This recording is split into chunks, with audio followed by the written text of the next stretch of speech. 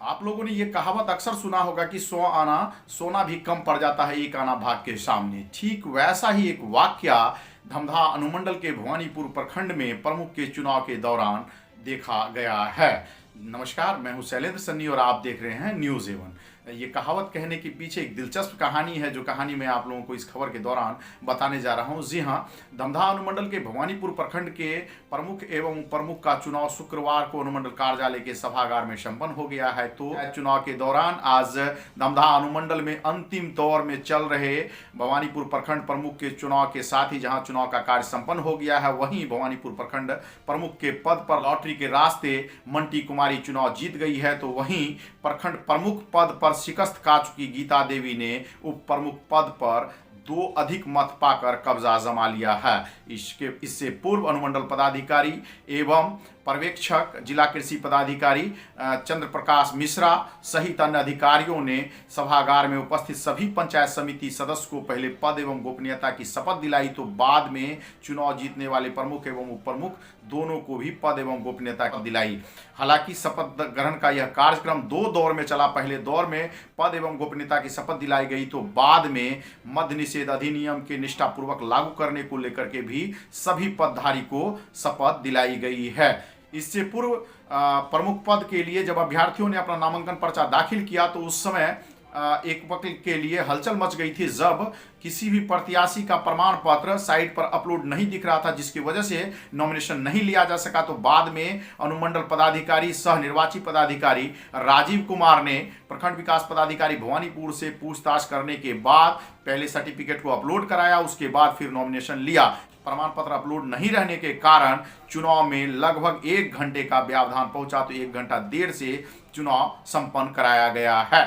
तो इस संबंध में पूछे जाने पर अनुमंडल पदाधिकारी राजीव कुमार ने बताया कि प्रखंड प्रमुख एवं उप प्रमुख पद के लिए 2 प्रत्याशी क्रमशः गीता देवी एवं मंटी कुमारी ने नामांकन पर्चा दाखिल किया था, जिसमें से दोनों ही प्रत्याशी को 7-7 मत प्राप्त हुआ। तो बाद में बराबर मत आने के कारण दोनों के बीच लॉटरी किया गया, जिसमें लॉटरी में मंटी कुमारी का नाम बाहर आने के बाद उन्हें विजेता घोषित किया गया है। तो वहीं उप प्रमुख पद के लिए 2 प्रत्याशी, एक जो पहले प्रमुख पद के लिए चुनाव लड़ रही थी गीता देवी, उन्होंने उप प्रमुख पद के लिए अपना नामांकन पर्चा दाखिल किया।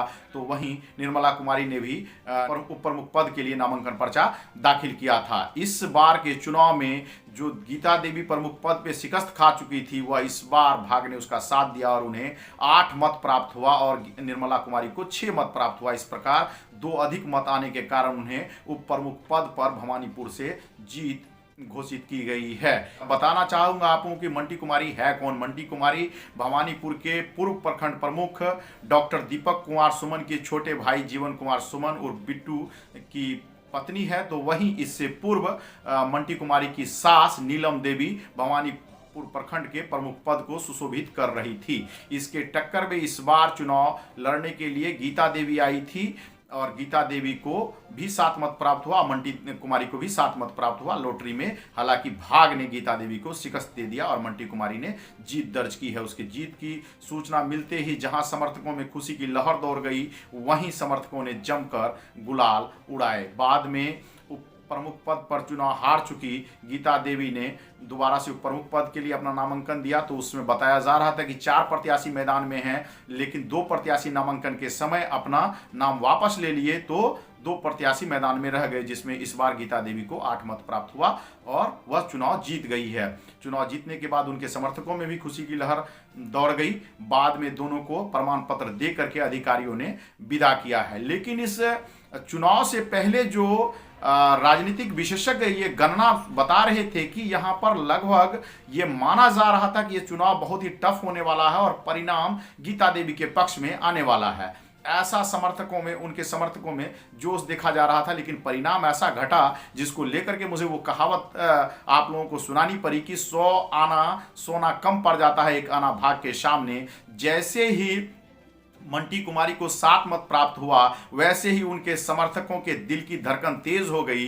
तो कुछ ही देर बाद जब लॉटरी से उनका नाम आया, तो समर्थक खुशी से मानो झूम गए। हालांकि बाद में प्रमुख एवं उप प्रमुख अपने अपने खेमा के साथ घर चले गए हैं। तो वहीं भवानीपुर प्रखंड में इस चुनाव को लेकर चर्चाओं का बाजार गर्म है। बहरहाल जो भी हो, लेकिन यह चुनाव भी किसी ड्रामे से कम नहीं रहा है। जहां तक जो अंदरूनी जानकारी है उसके अनुसार काफी दिग्गज इस चुनाव में अपना अपना दिमाग लगाए हुए थे, तो परिणाम कुछ और लाने के लिए प्रयासरत थे। लेकिन एक कहावत आपने तो सुना ही होगा, मुद्दई लाख बुरा चाहे तो क्या होता है, होता वही है जो मंजूर खुदा होता है। ऐसा ही इस चुनाव में परिणाम देखने को मिला है। मैंने जैसा कि आप लोगों को कल की खबर में बताया था कि भवानीपुर प्रखंड प्रमुख एवं उप प्रमुख के चुनाव से संबंधित सारी खबर सबसे पहले हम आप लोगों के बीच लेकर के आएंगे, वैसा ही आप लोगों को दे रहा हूं। आज की खबर में बस इतना ही।